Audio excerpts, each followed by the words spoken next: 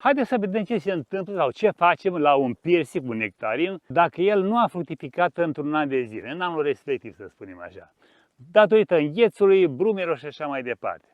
Deci sunt condiții nefavorabile, n-a fructificat, în schimb vegetația este perfectă. Acum noi ce facem? Îl lăsăm așa să crească, să vegeteze continuu până în toamnă? Nu putem să facem acest lucru pentru că, vedeți dumneavoastră, aceste creșteri anuale care pornesc din ramuri de schelet sau de semischelet, aceste ramuri normale, așa, subțiri, ramuri de producție, ramurile de rod ale piersicului și a nectarului, sunt ramurile anuale, adică lăstare care cresc în anul anterior.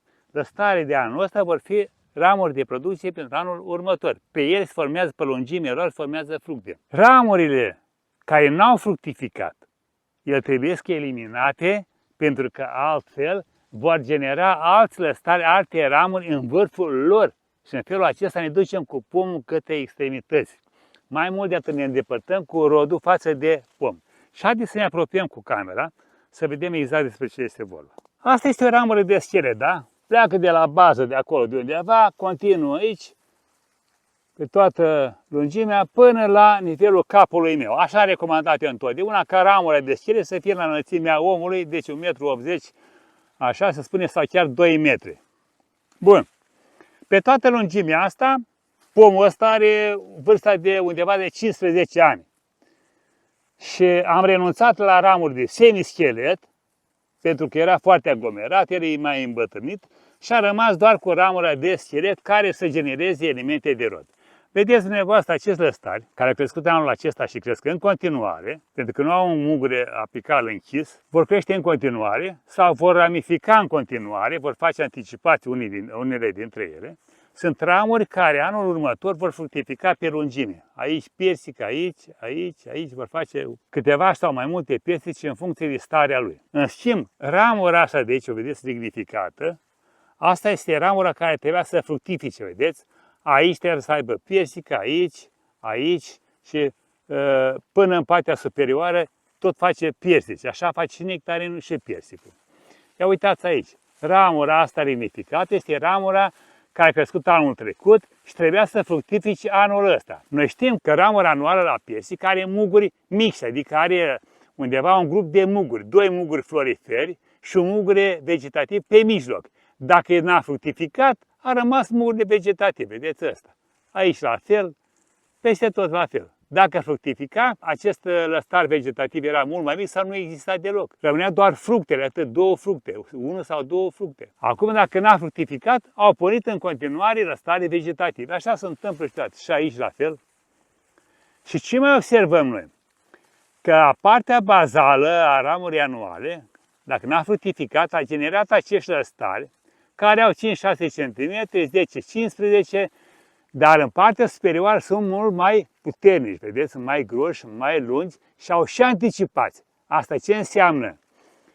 Că dacă nu intervenim acum, nu scoatem aceste ramuri care n-au fructificat, care de fapt, dacă fructificau, le scoteam tot acum în toamnă sau în primăvară, dar tot toamna e mai bine de scos. Dacă nu scoatem aceste ramuri acum, lăstarii de producție, lăstarii care vor fructifica în anul următor ca ramuri, nu vor mai fi aceștia. Vor fi cei din vârful ramurilor care nu au fructificat. Vedeți? Tocmai sus aici. De ce fructifică ei și nu fructifică acești lăstari? De aici, uitați, până jos, avem lăstari noi care au pornit chiar din ramura de schelet. Cei mai apropiați lăstari, cei mai buni lăstari. De ce nu vor fructifica ei? Nu pentru că partea superioară se aglomerează acum prin extinderea acestor ramuri anuale cu alți lăstare în vârf, mai sunt și aceștia lăstare cu anticipați, vor umbri lăstare de la bază, din interior, de pe lungimea ramurii de schelet care sunt umbriți, se vor îngălbeni, uitați așa începutul, se îngălbenesc, se degarnisesc și nu mai are cum să fructifice, pentru că odată ce frunza a picat de pe lăstar, mugurii nu mai sunt viabili. Deci nu vor mai porni în alungire în primăvară, nici la vegetativ și nici fructe nu vom avea, nici muguri florifere. Asta înseamnă că a stricat toată structura scheletului, rămâne degarnisit pe toată lungimea lui și o să avem fructe în continuare pe extensii către exterior. De aceea noi venim acum, suntem în iulie, da? Suntem în perioada în care furia lăstarilor este mai potolită, nu mai avem creștere atât de puternice, veniți și scoatem ramurile care au fructificat. De unde? De la bază, da? Dar trebuie să ne uităm atenți dacă avem acești lăstari anuali pe ramura de schelet sau pe cepul format, dacă avem acești lăstari. Dacă nu avem acești lăstari, căutăm să lăsăm un cep din ramura care a fructificat, vedeți? De exemplu, aici, vedeți, are ramura asta, are un lăstar bun aici. Prima dată eliminăm de deasupra lăstarului de aici. După aceea venim și vedem dacă avem suficienți lăstari pentru anul următor și eliminăm încă o dată de aici, încă o dată de la bază această ramură care a fructificat sau n-a fructificat. Ramura, acum asta va fi ramură de 2 ani în primăvară. Deci, până atunci lăsăm un cep să fim siguri. După ce vedem ce am făcut pe aici, că avem sau nu avem lăstari suficienți, vedem, lăsăm acest cep, vedem ce facem, lăsăm acest cep sau îl scoatem complet, da? Așa facem. Venim la ramura asta de 2 ani aici, o scoatem și pe aceasta, tot așa la un cep.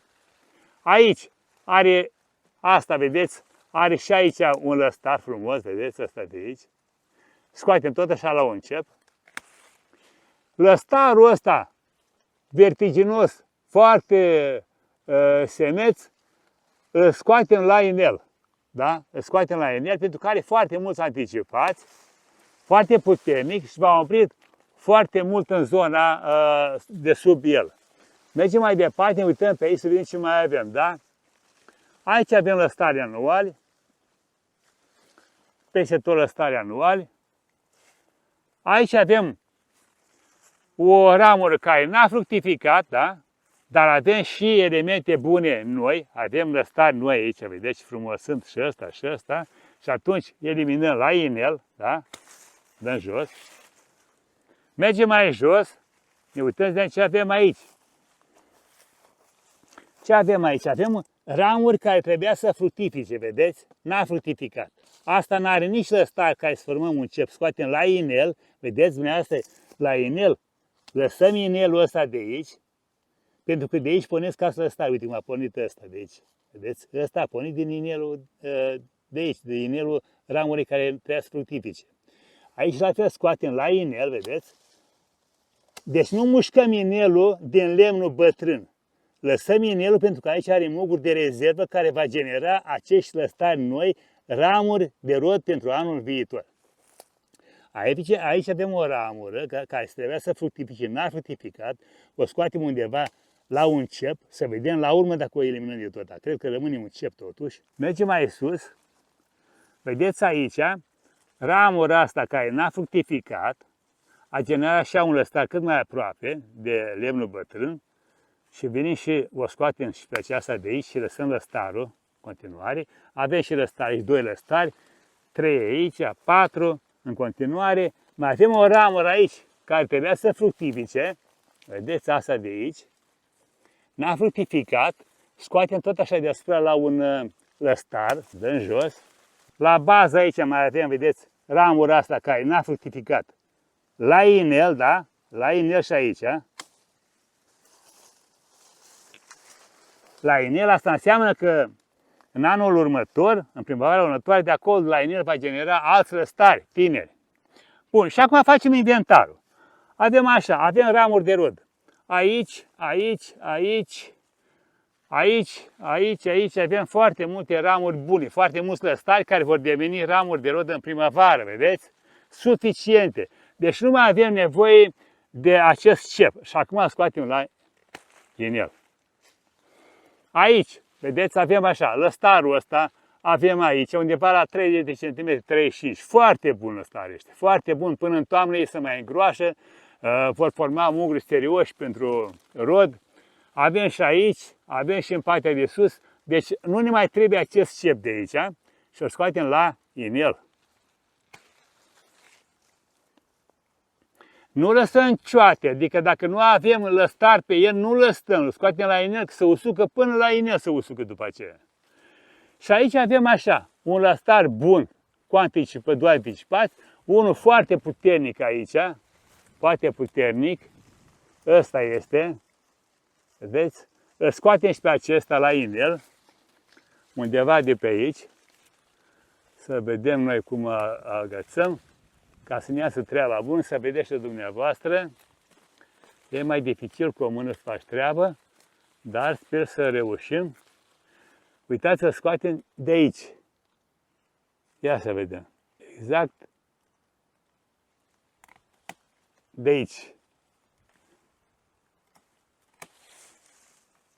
Deci ăsta este lăstarul despre care spuneam că trebuie eliminat. Uitați, are o porțiune care poate să genereze fructe, 3-4 fructe, în restul lăstari anticipați, care și ei fructifică la rândul lor, poate, dar nu mai avem fructele cele bune, cum ar trebui să fie.